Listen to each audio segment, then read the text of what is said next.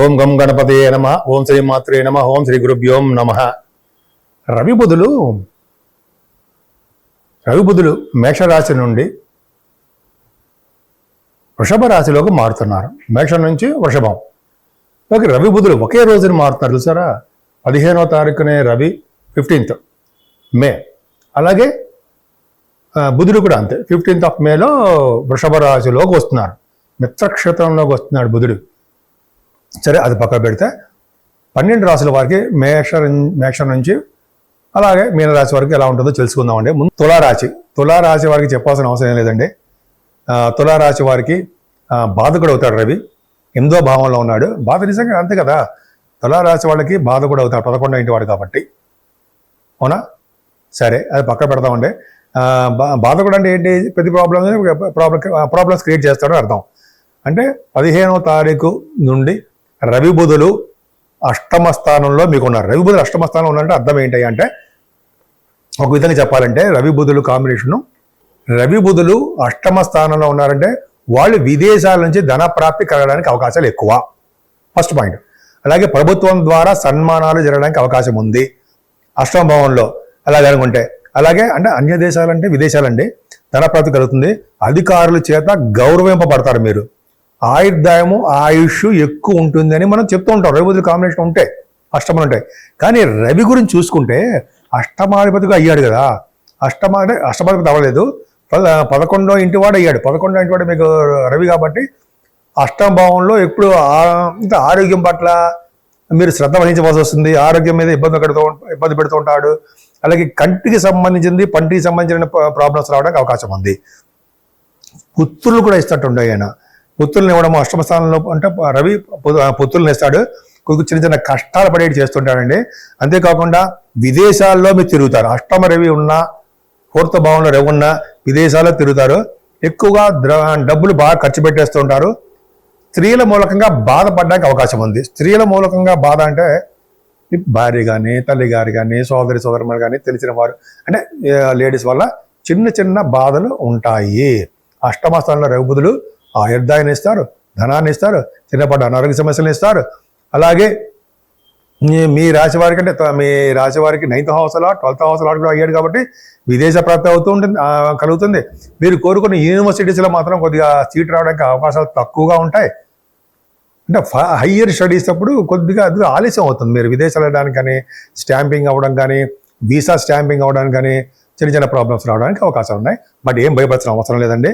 సూర్య భగవాన్ ఆరాధన చేసుకుంటే అన్ని సుఖాలు కలుగుతాయి. నా పేరు డాక్టర్ వాడ్రేవ్ అండి. మీరు మీ జాతకాలు చూపించుకోవాలనుకుంటే మీకైనా సరే, మీకు తెలిసిన బంధువులైనా సరే, ఎవరైనా సరే అండి, నా మీద నమ్మకంతో చూపించుకుంటే మీ date of birth, time of birth, place of birth 3 ఉండాలండి. 3 ఉంటే అద్భుతమైన ఫలితాలు వస్తాయి. చాలామందికి ఏంటంటే వీసా స్టాంపింగ్ అవ్వట్లేదని విదేశాల్లో అనుకుంటుంటారు. ఉద్యోగం రావట్లేదురా బాబు ఉద్యోగం అని చాలామంది ఫోన్ చేస్తుంటారు కదా. చెప్పిన వాళ్ళందరికీ వచ్చాయి, నేను చెప్పిన తర్వాత వచ్చాయి. కొన్ని డేట్స్ పెడతానండి, ఆ డేట్స్ ప్రకారం వస్తాయి.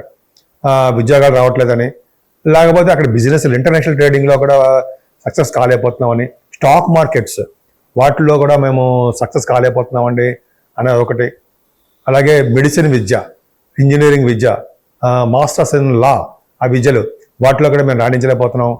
చాలా చాలా ఉండడానికి అవకాశం ఉంది. మీరు విద్యలో కానీ మీరు మీ ఏ పార్ట్ ఏదైనా పర్లేదండి. అంటే ఏ ఆస్పెక్ట్ అయినా, అదే వివాహం కావట్లేదనో, ఉద్యోగాలు రావట్లేదనో, అదే మ్యాచ్ మేకింగ్ అంటే వధూవరుల యొక్క జాతకాల పరిశీలన, అదొకటి మోస్ట్ ఇంపార్టెంట్ అండి. చాలామందికి నేను చూస్తుంటాను అలాగే. సో ఇదో విధంగా తక్కువ ఖర్చుతో చేస్తుంటాను. అది కూడా ఎక్కువ వేల తీసేసుకున్నాను. అదో పక్క పెడదాం. ఏదో ఒకటి ఇంపార్టెంట్ అండి మరి మనకి. సో ఈ విధంగా ఏ ఆస్పెక్ట్ అయినా సరే మీరు ఉంటే నాకు పంపించండి, నేనే డైరెక్ట్గా మీతో మాట్లాడతాను. అలాగే నేను షూట్స్లో ఉన్నా, లేకపోతే జాతకాలు చెప్తున్నా కబుక్క నేను ఫోన్ లిఫ్ట్ చేయలేకపోవచ్చు, మా మిస్సెస్ గారు మాట్లాడతారు. లేదా మీరు వాట్సాప్లో మెసేజ్ పెట్టేయండి, నేనే తర్వాత చూసి మీకు మెసేజ్ మాట్లాడతాను, మీకు ఏం కావాలి అనేది. ఫీజులు కూడా చెప్పడం ఎంత అవుతుంది అనేది, అది కూడా మనం దాంట్లో మాట్లాడుకోవచ్చు.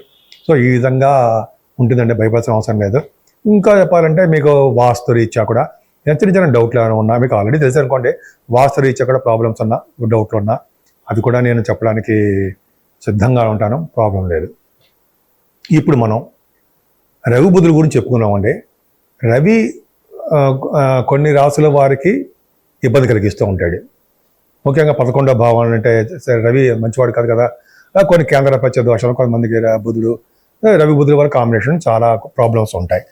సో 12 రాశుల వారికి చెప్పదగ్గ సూచన ఏంటంటే, పైగా ఈ మాసం కూడా మనకి వైశాఖ మాసం కూడా వచ్చిందండి. మేషరాశి నుంచి మీనరాశి వారి వరకు కూడా ఈ 15 అంటే మనకి రవి బుధుల కాంబినేషన్ 15 నుంచి వచ్చింది కాబట్టి అది వైశాఖ మాసం అవుతుంది. వైశాఖము జ్యేష్ఠ అధిక జ్యేష్ఠ మాసాలు ఉంటాయి. సో ముఖ్యంగా మనం చేయవలసిన పూజలు ఏంటంటే సూర్య భగవాను యొక్క ఆరాధన. సూర్య భగవానుడు నమస్కార ప్రియుడు. అలాగే సూర్య భగవాన్ని ఎర్రని పుష్పాలతో పూజించడము, ఆదిత్య హృదయం చేయడము, సూర్య భగవాన్ చేయడం వల్ల అంటే సూర్య భగవాన్ నమస్కారం పెట్టడం వల్ల ఆరోగ్యము ఐశ్వర్య ప్రదాత కూడా సూర్య భగవానుడే. కాబట్టి ఒక్క నమస్కారం పెట్టడం వల్ల ఆయన ఎంతో సంతోషిస్తుంటాడు. సూర్య భగవానికి ఆదివారం పూట మెత్తటి అన్నపరవాణం, బెల్లంతో వేసి ఉండినటువంటి అన్నపరవాణం నైవేద్యం పెడితే ఆయన చాలా ప్రీతిపాత్రంగా ఉండి చాలా సంతోషించి మీకు అన్ని సర్వశుభాలు అయ్యేది చేస్తుంటాడు. ముఖ్యంగా రాజకీయ రంగంలో పదవులు గెలవడము, అలాగే కోర్టు కేసుల్లో అటువంటి ప్రాబ్లమ్స్ అంటే వాటిని గెలవడము, కొంతమందికి సంతానం లేకపోతే సంతానం ఉండడము, ఇలాగ అనేక రకాలుగా ఆయన మంచి చేస్తూనే ఉంటాడు. బుధుడు కూడా అంతే. విష్ణువు, ఈయన రవి కూడా సూర్య భగవానుడు విష్ణు కదండి. విష్ణువు అంటే వెంకటేశ్వర స్వామి ఆరాధన చేయడం వలన, వెంకటేశ్వర స్వామి వారి దగ్గర అఖండ దీపారాధన చేయడం వలన, ఒక్కబొత్తితోటి అంటే గుడి టెంపుల్స్లో ధ్వజస్తంభం దగ్గర ఒక దూరంగా పెట్టడం వలన, గాలి కారిపోకుండా జాగ్రత్త చూసుకోండి, చేయడం వలన చాలా సకల శుభాలు కలుగుతాయండి. ముఖ్యంగా సూర్య భగవాను ఆలయాలు సందర్శిస్తే చాలా చాలా మంచిది. అరసవెల్లిలో కానీ తిరుపతిలో కూడా ఉన్నాడండి సూర్య భగవానుడు, చాలా పవర్ఫుల్. నేను చాలాసార్లు చూస్తూ ఉంటాను, వెళ్ళినప్పుడల్లా కంపల్సరీగా వెళ్తాను. పద్మావతి అమ్మవారి గారి దగ్గర చెరువు దగ్గర సరస్సు దగ్గర ఉంటారండి ఆయన. చాలా మంచి పవర్ఫుల్గా ఆయన సందర్శించుకోకుండా రాకండి. తిరుపతి వెళ్తే చాలా పవర్ఫుల్ ఆయన. సో సూర్య భగవాన్ యొక్క పవర్ ఉందంటే మనం పవర్లో ఉంటాం కదండి, అడ్మినిస్ట్రేషన్ పవర్ అంటాం కదా. రాజకీయ రంగంలో కానీ గవర్నమెంట్ సంబంధించిన వాటిలో కానీ ఎక్కడైనా సరే మనగాళ్ళే. వాళ్ళు ఏంటంటే హుందాగా ఉంటారు. వాళ్ళు హుందాగా ఉంటే రాజలక్షణాలతోటి బ్రహ్మాండంగా మంచి వాకింగ్ చేసుకుని బ్రహ్మాండంగా ఉంటారు. సో రవి బుధుల వలన మీకు బుధుడికి సంబంధించిన అమ్మవారి పూజలు, విష్ణు ఆలయాల దర్శనాలు, విష్ణుమూర్తి వెంకటేశ్వర స్వామికి తులసిమాలు సమర్పించడాలు, అలాగే వెంకటేశ్వర స్వామిని ఇప్పుడు మనకి మాసంలో కూడా మనకి మల్లెపూలు వస్తుంటాయి. మల్లెపూలతో పూజించిన, మల్లెపూల దండ వేసిన సూర్య భగవాను కూడా చక్కటి ఆరోగ్యవంతులుగా ఐశ్వర్యవంతులుగా శుభాలు చేకూరుతూ ఎప్పుడూ ఆనందంగా ఉండడానికి అవకాశాలు ఎక్కువ ఉన్నాయి. అంతేకాదండి, ఇలా చేయడం వల్ల రవి బుధులు పూజించడం వలన మీ వ్యాపారాల్లోనూ, విద్యలోనూ, భార్యాభర్తలకు అనురాగ బాంధవ్యంలోనూ, అలాగే భార్యాభర్త పెళ్లి కాని వారికి పెళ్లి అవడంలోనూ, సంతానం లేని వారి సంతానం, ఇవన్నీ కార్యక్రమాల్లో కూడా సూర్య భగవాన్ రవి బుధుల కాంబినేషన్ ఇంపార్టెంటే. సూర్య భగవాన్ని పూజించిన వాడికి ఫేస్లో ముఖంలో తేజస్సు ఉంటుందంటారు సరే, అలా తేజస్సుగా వెలిగిపోతూ ఉంటారు. ఈ విధంగా మీరందరూ కూడా బాగుంటారని రవి బుధుల యొక్క అంటే సూర్య భగవాన్ నారాయణుడు విష్ణుమూర్తి యొక్క ఆశీస్సులు ఎప్పుడూ ఉండాలని, నేను మీ మీద మీ కుటుంబ సభ్యుల మీద ఆయనకు ఆశీస్సులు ఉండాలని మనస్ఫూర్తిగా కోరుకుంటున్నాను.